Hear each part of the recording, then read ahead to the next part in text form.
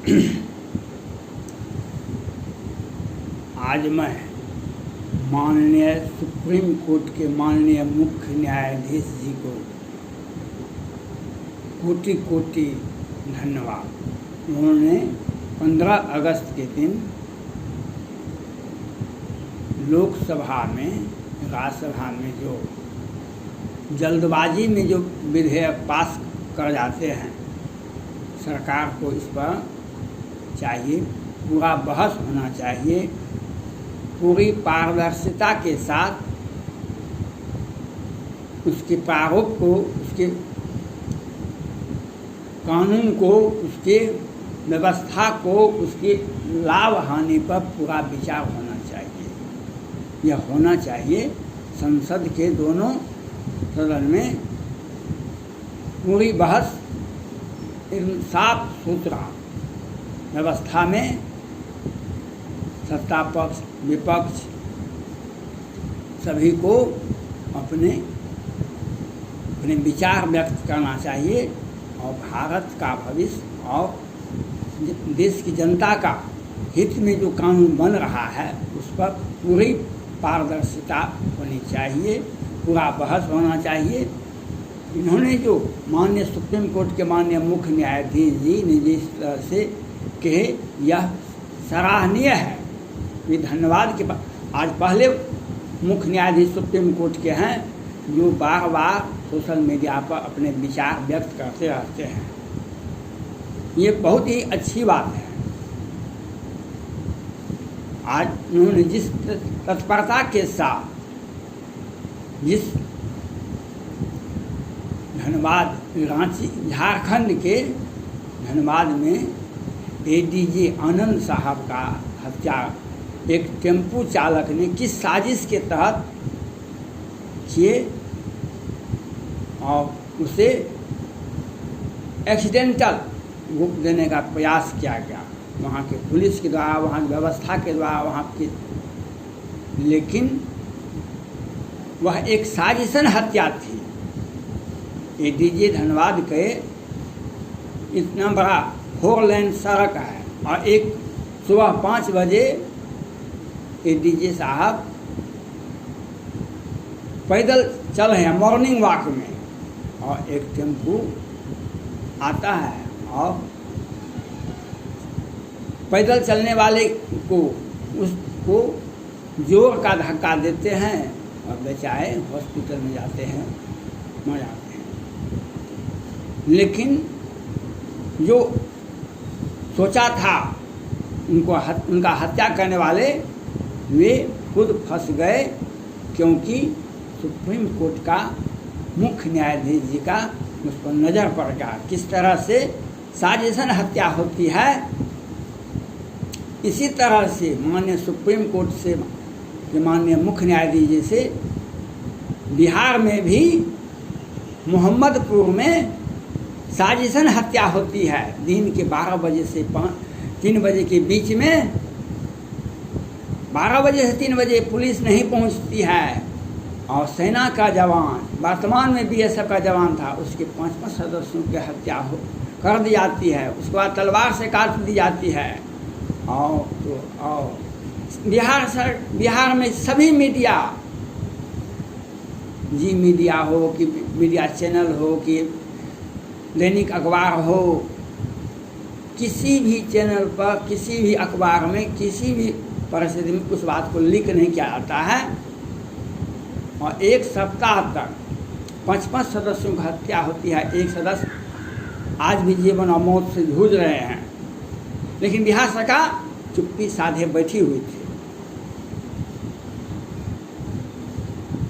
उसके बाद बिहार विधानसभा में विपक्ष के नेता जाते हैं तो ये बिहार सरकार कहती है ये जातीय उन्माद फैलाने के लिए गए हैं।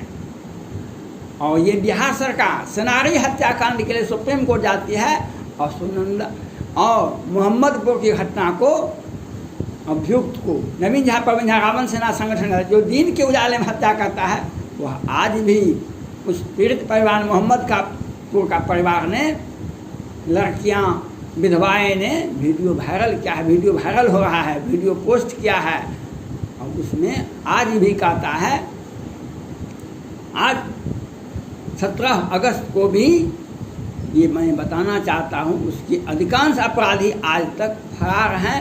बिहार पुलिस को पकड़ने का फुर्सत नहीं है। बिहार सरकार के मुख्यमंत्री कहते हैं हमको बहुत ज़्यादा काम है। ये साजिशन हत्या है। जिस तरह से एडीजे धनबाद का साजिशन हत्या की गई थी, उसी प्रकार से मोहम्मदपुर की घटना साजिशन हत्या थी। और आज तक इसी के चलते आज तक अपराधी 2-4 पकड़ा गए, मुख्य अभियुक्त एक पकड़ा गए और सब छूटे हुए हैं। वहाँ के पुलिस, बिहार सरकार के द्वारा राजपूत की हत्या होती है, राजपूत को भी फंसा दिया जाता है और बिहार सरकार ये देखती है। यहाँ आपने देखा होगा, आपने संसद के बारे में स्वच्छ चर्चा होनी चाहिए, पारदर्शिता होनी चाहिए। बिहार विधानसभा में माननीय विधायक के साथ, महिला विधायक के साथ किस तरह से सदन से बाहर घींच कर मारा गया, पीटा गया, आपने देखा होगा। पहले बिहार सरकार 2 पुलिस को सस्पेंड करती है, बाद में 8 पुलिस को सस्पेंड करती है। और पुलिस बेचारा क्या करेगा? माननीय मुख्यमंत्री, माननीय गृह मंत्री के आदेश पर पुलिस सदन के अंदर जाते, सदन के अंदर पुलिस को जाना वर्जित है। आदेश ये देते हैं, साजिश ये रचवाते हैं और आगे आके ये बोलते हैं। मैं मोहम्मदपुर की घटना के बारे में आज माननीय सुप्रीम कोर्ट के माननीय मुख्य न्यायाधीश जी ने जब इस पर नज़र गाड़े, धनबाद के एडीजे के हत्याकांड पर, तो झारखंड हाई कोर्ट के भी माननीय मुख्य न्यायाधीश जी कहते हैं हम इस पर नज़र रखेंगे। सीबीआई को जांच का आदेश दिए, सीबीआई भी कोई ठोस सबूत सुप्रीम कोर्ट को नहीं दिए। लेकिन झारखंड हाई कोर्ट ने भी कहा हम इस पर नज़र रखेंगे। मैं माननीय सुप्रीम कोर्ट के माननीय मुख्य न्यायाधीश जी से अपील करना चाहता हूँ। बिहार का ही एक जिला है मुजफ्फरपुर, 2019 में बालिका गृहकांड हुआ था। बिहार सरकार करोड़ का आवंटन, भौतिक सत्यापन करके वहाँ के अनाथ बच्चों के लिए, उस संस्था के अनाथ बच्चों के लिए उस संस्था के द्वारा ऑलराउंड डेवलपमेंट किया जाए, इसके लिए करोड़ का आवंटन देती थी। तत्कालीन बिहार के किसी भी मीडिया चैनल, मीडिया में नहीं आता था, लेकिन कैसे में पता चल गया। तत्कालीन मुख्य न्यायाधीश सुप्रीम कोर्ट को वे स्वतः संज्ञान लिए और उस पर जिला न्यायाधीश को जांच का आदेश दिए। लेकिन जिला न्यायाधीश जी भी आदेश, निर्णय सुना दिए, लेकिन बिहार सरकार के नहीं चाहते हुए वह निर्णय एक तरफा है। वह आपने अगर माननीय सुप्रीम कोर्ट बार उस केस को देखते, पटना हाई कोर्ट को आदेश देते, तो वह आज वह बालिका गृहकांड बिहार सरकार के लिए गले का फांस बन जाती। लेकिन सुप्रीम कोर्ट अगर बार देखेंगे तो न्याय मिल जाएगा। सुप्रीम कोर्ट को बार बालिका गृहकांड को देखना चाहिए। आज बिहार में कोरोना से हजार लोग मरे। पहले बिहार सरकार ने कहा कि 6 आदमी मरा, पटना के कमिश्नर साहब ने कहा 700 आदमी मरा। आज लगभग पटना हाई कोर्ट में ये बिहार सरकार ने शपथ पत्र करके दिए, जो लगभग 10,000 लोग मरे, 9,000 कितना है। लेकिन यह भी संख्या नगण्य है। ये समय काटते हैं बिहार सरकार। आप बिहार के तत्कालीन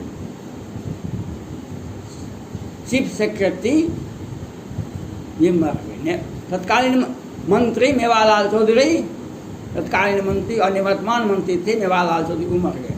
और सैकड़ों engineer, doctor, professor, deputy collector मर गए। मैं तभी से कह रहा था, जो झारखंड में 4-5 करोड़ आबादी है, उत्तर प्रदेश का 23-24 करोड़ आबादी है, वहाँ पर इतने लोग काहे नहीं मरे? वहाँ का व्यवस्था शुद्ध था, वहाँ के माननीय मुख्यमंत्री तत्पर थे जनता का सेवा करने के लिए। अब बिहार में 265 वेंटिलेटर बिहार सरकार द्वारा खरीदा गया है। वह वेंटिलेटर रखा हुआ है, हजार करोड़ का वेंटिलेटर है, क्या लाख करोड़ का है विधानसभा के किस बजट से बाद। और क्यों खरीदा गया था? वह जनता के लिए नहीं आया, जनता के बीमार व्यक्ति के लिए वह काम नहीं आया, लेकिन घोटाला करने के लिए वह काम आया। हजार करोड़ का हम कोई सामान खरीदेंगे तो 40% कमीशन तो हमको आएगा। अब यहाँ सरकार कहती है अब इसको प्राइवेट हॉस्पिटल को दे देंगे, फिर उसको बेच देंगे तो फिर पैसा आ जाएगा। भारत में अनेक राज्य हैं, वहाँ पर सरकार है, लेकिन बिहार में जितना बड़ा घोटाला होता है, दवा घोटाला, ऑक्सीजन घोटाला और वेंटिलेटर घोटाला, आज तक कहीं भी नहीं सुने होइएगा। और पटना हाई कोर्ट के माननीय मुख्य न्यायाधीश बार सुनवाई कर रहे हैं, लेकिन बिहार सरकार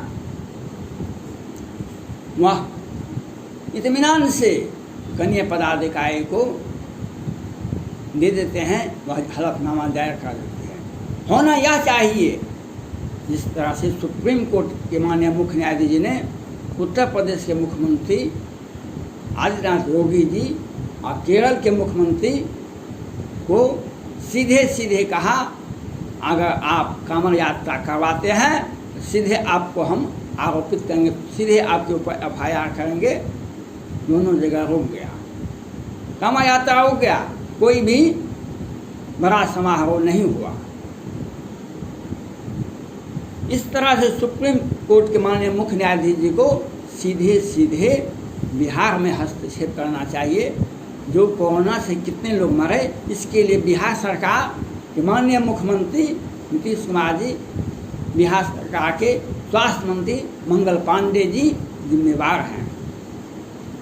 अब कहता है बिहार सब जगह तीसरा लहर आ गया, दूसरा लहर में क्या हजार लोग मरा बिहार में, यह अभी तक फाइनल नहीं हुआ। और बिहार सरकार घोषणा करती है हम भारत के किसी भी राज्य ने कोरोना से मरने वालों को मुआवजा नहीं दिया, लेकिन हम बिहार पहले हैं जो कोरोना से मरने वालों को मुआवजा देंगे, लेकिन संख्या नहीं बताएंगे, तो वह भी एक घोटाला का एक साजिश है, सृजन घोटाला। स्वास्थ्य मंत्री बिहार कहते हैं ऑक्सीजन के लिए कोई भी नहीं मरा, लेकिन जदयू के ही सांसद का विधायक कहते हैं, जदयू के विधायक कहते हैं विधानसभा में हम अपने परिजन के लिए 25,000 में गैस सिलेंडर ऑक्सीजन सिलेंडर खरीदे थे। जदयू के विधायक कहते हैं सदन में हमने अपने परिजन के लिए 25,000 में ऑक्सीजन सिलेंडर खरीदे थे। हजार लोग मर गया, हजार लोग मर गया।